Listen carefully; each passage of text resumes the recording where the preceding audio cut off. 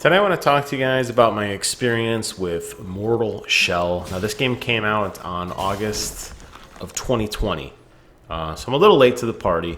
It was given to most of us for free if you have PlayStation Plus last month. However, that was the PlayStation 4 version, which is locked at 30 frames per second. It didn't really take a big advantage of PlayStation 5 loading speed or 60 frames per second or anything like that.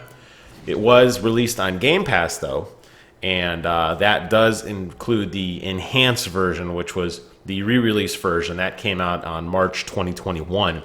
That includes the 60 frame per second experience, a little bit better graphical detail, takes much more advantage of the new age hardware. So that's what you're looking at today is some footage I captured from my Xbox Series X as I have been playing through it. And I am currently in the overworld area. You'll see me walk into one of the dungeons a little bit later on, but you're basically looking at what you can expect in the gameplay itself. And I have to say, I actually do like it quite a bit.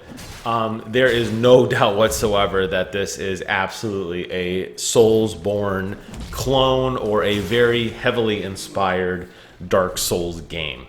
It has a lot of the same UI, I mean, almost down to like eerily identical copy-paste UI with it. And there's a lot of mechanics that are very similar. So you can expect punishing, grueling combat.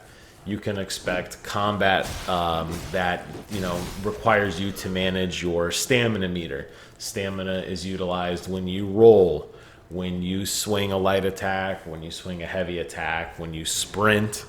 So you have to manage how your stamina works as well. That's very similar to other Dark Souls games. You have pickup items that you can utilize to regenerate health, or other items that have different abilities with them. And also, I think probably the biggest thing is just how gruelingly punishing this game is. 1 or 2 shots and you are pretty much dead.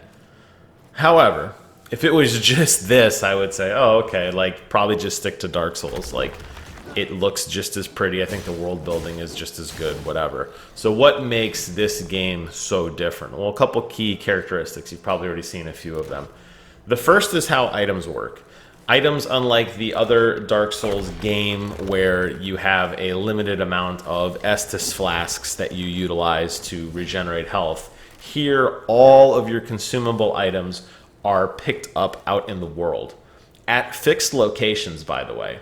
So you eat mushrooms to generate health back, and where the mushroom spawns is on a global timer. I think it's 5 minutes. I could be incorrect. So if you wanted to farm, you could very easily just essentially make a loop and just every couple minutes walk by and gain tons and tons of power-ups, as opposed to the way that Dark Souls worked, where it really limited your inventory leading into combat and you were limited to a certain amount of items. In this game, that's not the case. You can farm to your heart's content. And I think for that reason, it makes it significantly easier for new players who are interested in Soulsborne experiences to dive into this one, because it's far less punishing in that regard. The other big thing, and you've probably noticed it already, a few instances here, is the hardening system. So at any given moment, you can press a button and you completely freeze, and you are completely encased in granite instantly. You're frozen in place.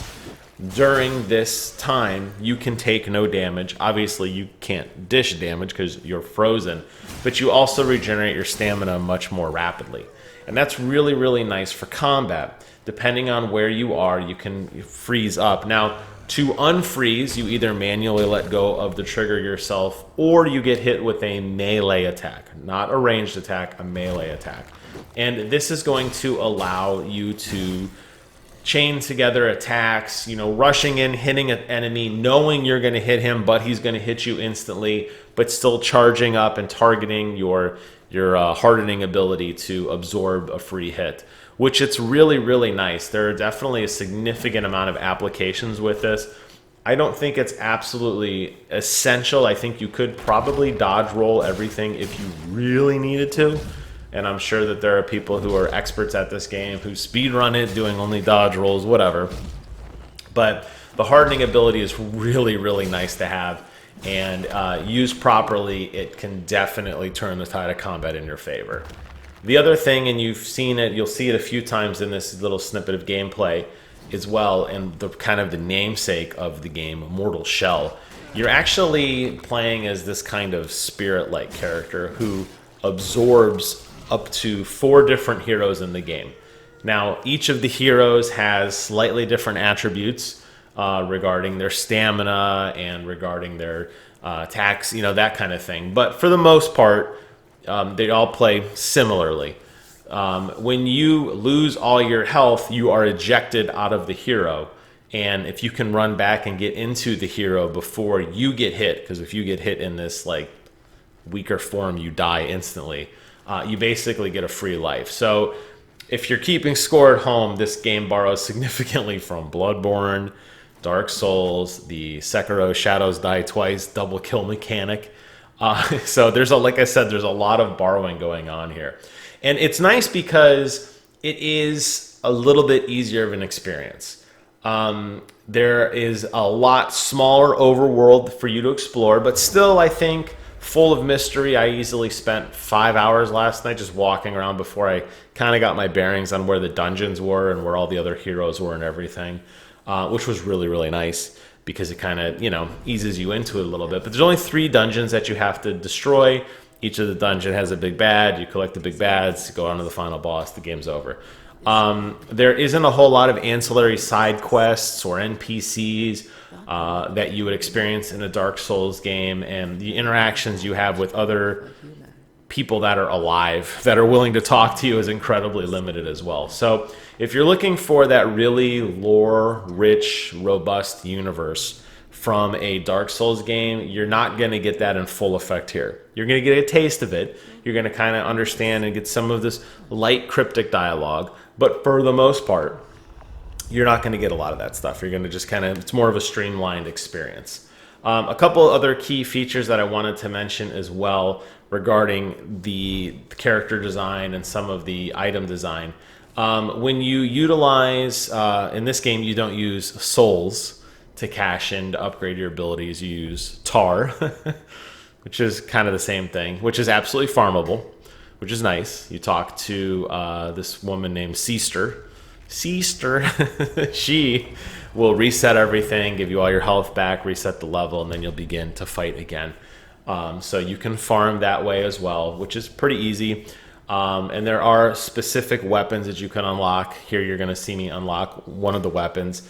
You do that by fighting this guy who is going to essentially show you the moveset while you have to pummel him in a really kind of weird, cryptic, alternate reality of sorts. It's like Dream World.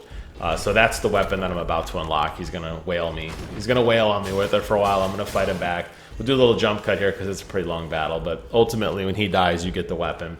You can switch between any of the weapons at your kind of base of operations. There's a few to select from. I like the sword the best, honestly. It's the one you start with, and it seems to be pretty serviceable. I've put most of my upgrades in towards the sword, so it does more damage than the other weapons for me, which is really nice. But it's kind of up to you. You got to choose what you like.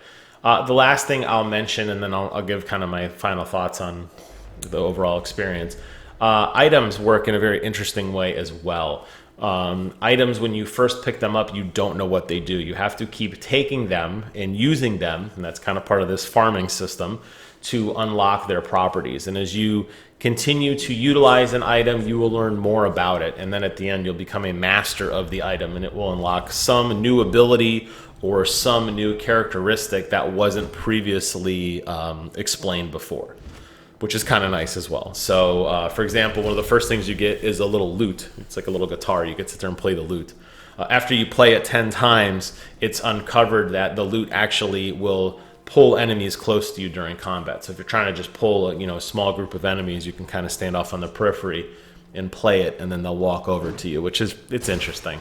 But they all have abilities. Some items you find in the game actually hurt you for a while, like take this and you inflict poison damage on yourself. But ultimately, you build an immunity to it by taking it enough, and instead of inflicting poison damage, it makes you immune to poison or whatever it happens to be. So there's a cool little system there of exploration. And since items are readily enough to be farmed, and since the exploration is somewhat limited to kind of these major hub areas, it's very easy to master these abilities, these items quickly enough so that when you really need to get serious, like in a dungeon, you're not really exploring anymore, but you're actually executing on some of the stuff you've learned. Do I like this game? Absolutely, I love it. It hits the spot for me. I mean, it's definitely not a Dark Souls universe. The story definitely is lacking. The character motivations are lacking. You don't have anything to deal with attributes, or you don't have to deal with, powering up your character. That's already done. You don't get skill points or anything like that. The only thing you're really farming is items to understand how they work better, and a small selection of upgrades that you're going to receive for your character that allow you to do different abilities, like to kick or to have a chance to regenerate health on hit or whatever it happens to be. Each character has their own set of unique properties that gives them an advantage in combat. And that's why it's recommended to kind of explore that overworld first, collect all of the heroes. There's 4 of them. See what they do, see who you like, and then start investing. There's really not enough resources in the game to successfully upgrade all of your characters, because a lot of the upgrades require a separate type of currency that is in limited amounts. So it's more, I think, advantageous for you to kind of play through it and see what you like. Same holds true with the weapons as well. You're going to play through, find the weapon you like, kind of level it up, stick with that particular weapon, and you're going to beat the game that way. The item description and the world building and the lore building that they try to do with item explanation and the little bit of dialogue you receive in between combat, I guess, helps push the narrative in some respect. But this game never really felt like it was fully fledged out as much as it could have been. It's a fun, short, sweet experience, but I wanted more. I think everybody who played this would say, oh, this is a cool idea. I'm not saying it overstays its welcome. It's definitely more than an indie game, but there's just not a whole lot there. When you look at the sheer amount of customization in a Dark Souls game, where you have different covenants that you can support, different pieces of gear, different stat points that change how you play, you find you get a much better connection to your character than in a game like this, where you're just kind of handed one of 4 heroes that has a backstory, all of which aren't that interesting, honestly, and you're just going to kind of be that person. And your motivation to succeed, while largely tied to that character and largely tied to your shell form, where you're just kind of like the sludge monster. I don't want to give away what that's about. You'll understand when you beat the game. But the motivation doesn't feel there in the way that I felt connected to my character in Dark Souls. When I was playing Dark Souls and I was a nobody and I leveled up and I found rings and I found pieces of gear and I found all these different attributes and played the character I want to, I felt much more connected to the story and my character. Here, I'm just kind of going along for the ride. And I think that's kind of the detriment to the overall narrative, because they made this really interesting design choice for you to essentially, possess these monsters. So I thought it was a fun game overall. Like I said, I recommend it. I think it's a good primer. It's a good way for people to get into this universe. With Elden Ring coming out next year, this is probably a phenomenal game experience to pick up. And even if you don't complete it, which I think you should, it's rewarding enough. Even if you don't want to complete it, at least play it for a while so you understand what this universe is like.